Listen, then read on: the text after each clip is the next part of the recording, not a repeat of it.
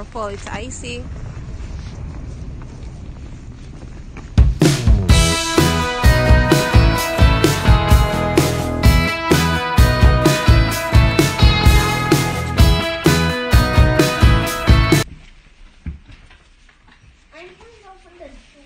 Can you open the door, Kuya? It is snowing.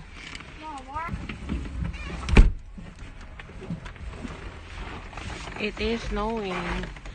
Nag-i-snow, mga kababayan. Lilinisin ko pa yung sasakyan. Are you catching the snow, Sierra? Catching snow with your tongue?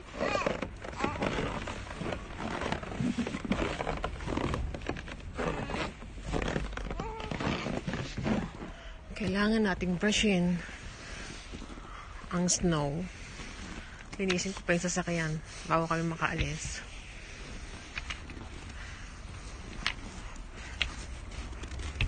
Ayan. Careful, it's icy.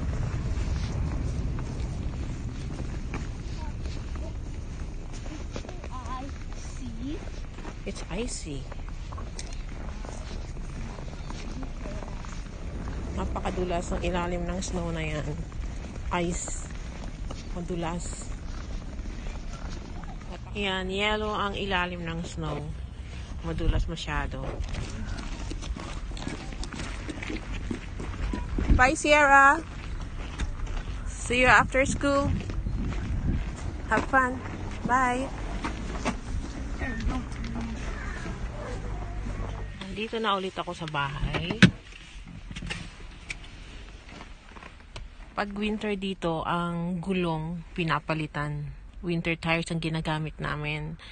Bale, meron siyang tinatawag nila na studs na parang tusok-tusok na para hindi madula sa snow. Yan, nag-i-snow ngayon eh.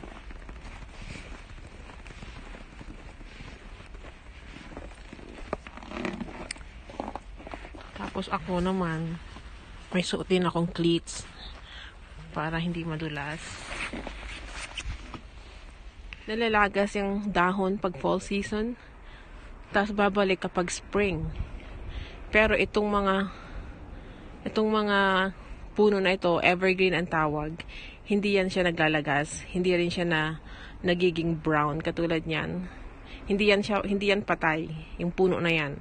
Kumbaga natutulog lang sila kapag winter, tapos babalik sila kapag spring na. Pero itong mga to, ganyan talaga sila whole year round. Grabe, nag-i-snow na naman kami. Medyo makapal na naman ang snow namin ito mamaya.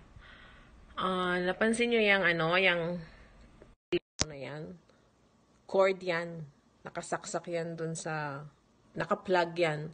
Ngayon dito kapag sobrang lamig, pag nag-minus 20, kailangan mong isaksak yung sasakyan mo. Hindi rin kasi maganda daw ang sobrang lamig sa makina. So, kailangan daw talagang isinasaksak. At saka, gawa din ng battery.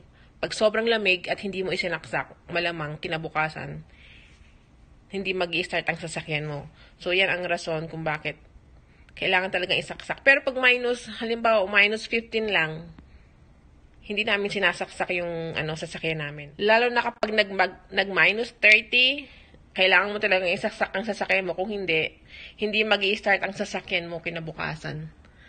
So, yan ang problema dito kapag sobrang lamig. Maraming tumisasakyan, maraming nai-stuck sa snow, sa sobrang kapal lang snow. May iba ding lugar sa Canada na hindi gaanong malamig. Kasi dito sa amin, up north kami. So, medyo malamig dito sa amin. At hindi lahat ng lugar dito sa Canada, hindi lahat ng sasakyan isinasaksak nila, katulad niyan. Pero dito sa amin talagang kailangan isaksak kasi sobrang lamig. Yan, magpapala ka. Yan, sa driveway mo, sa hagdan, sa tapat ng bahay mo, kailangan mong palahin. Tapos yung sidewalk, yan, sidewalk yan. Dito kasi, kapag tapat ng bahay mo, kailangan mong linisin yung sidewalk. Kasi pag may nadulas dyan at na aksidente, ikaw ang sasagot kahit hindi mo siya property. Ngayon, papaano kapag sobrang kapal na ng snow sa daan? Nililinis ngayon yan. A lake will go to low. That'll be $2,000. Yan, nililinis nila yung snow sa daan. I'm joking. How would you believe me? Whenever I say it. Yan yung harap ng bahay namin. At nililinis nila yung snow. Yan, itadump niya ang snow. Yan. Sa wakas, nilinis din nila yung harap ng bahay namin. Ito yung daan sa harap ng bahay namin. Bananas. So, sobrang kapal na yung snow. Naka-compact lang siya. I'm gonna go bad. There. Dumping the snow. Tapos sa mga daan naman, sasaboy sila ng bato, lalo na sa mga intersection, sa mga may stop sign, nagsasaboy sila ng bato para hindi madulas pag huminto ka. Tapos nagsasaboy din sila ng asin naman. Maniniwala ka, asin ginagamit dito. O, diba? Akala nyo, McDonald's lang ang gumagamit ng asin sa French fries. Dito din, ginagamit yung asin sa daan. Lalo na kapag madulas, may yelo. Kasi pangpatunaw pala siya.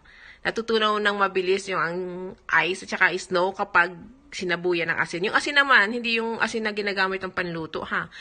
May asin talaga na ginagamit sila dito na pang ice, pang snow.